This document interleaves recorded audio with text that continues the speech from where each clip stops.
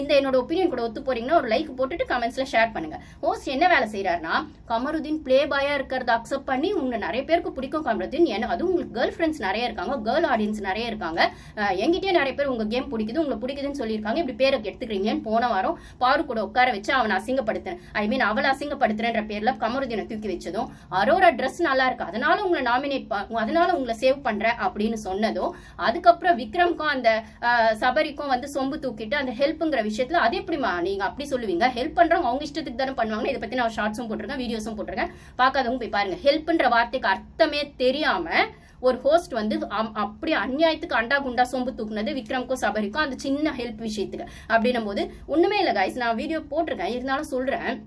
ஹெல்ப்னா first என்ன, இப்போ நம்மளே வந்து ஒருத்தங்க கிட்ட போய் ஒரு ஹெல்ப் கேட்கறோம்னு வைங்களா, ஒண்ணுமே இல்லப்பா ஒரு 500 ரூபாய் வந்து ஒருத்தங்க ஒரு ஃப்ரெண்டுக்குள்ள ஹெல்ப்னு கடன் கேட்கறாங்கன்னா அவனுக்கு அந்த வாரத்துக்கு அந்த 500 ரூபாய் தேவைப்பட்டு கொடுக்கறது தான் ஹெல்ப்பே தவிர, நீ இந்த வாரம் என்கிட்ட ஹெல்ப் கேட்காத, நீ அடுத்த வாரம் வா அப்ப நான் அந்த 500 ரூபாய் தரேன்னு சொன்னா அது அவனுக்கு ஹெல்ப் இல்ல.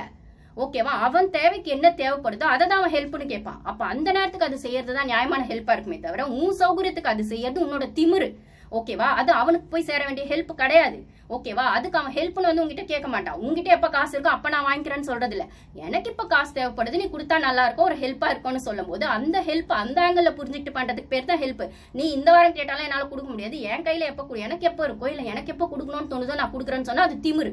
ஓகேவா? அந்த திமிர் தனத்தோட சபரியும் வந்துட்டு அப்ப கூட யார் இருந்தது, கமருதீன் கூட ஹெல்ப்புக்கு சபரியா கமருதீன் சம்திங் கமருதீனா யாரோ ஒருத்தன் அப்படி இருக்கு. ஆமத்தான் அவன் விக்ரம் இருந்தான், மெயினா விக்ரம் இருந்தான் கூட சப்போர்ட்டிவா அந்த டீம் பிரிக்கும் போது. ஓகேவா? இந்த லொட்டு எல்லாம் கூட பார்வதான் அடிப்பீங்க, அதனால பெருசு அதெல்லாம் கூட எனக்கு பேசணும்னு தோன்றது இல்லை. ஆனா விக்ரம் ஹைலைட் பண்ணும். அதாவது வீக்கெண்ட் எபிசோடு எப்படி பேட்டர்னா, பார்வை ஏதோ ஒரு வகையில திட்டிடணும், பார்வை ரிலேட் பண்ணி யாருக்கோ ஒருத்தங்களுக்கு அப்ரிஷியேட் கொடுத்துடணும். அப்படி அப்ரிஷியேட் கொடுக்குற ஆளுங்க நெக்ஸ்ட் வீக் ஹைலைட் ஆகணும். நெக்ஸ்ட் வீக் நாமினேஷன்ல அவங்க வந்தாலுமே அவங்களுக்கு ஓட்டிங் வரணும்.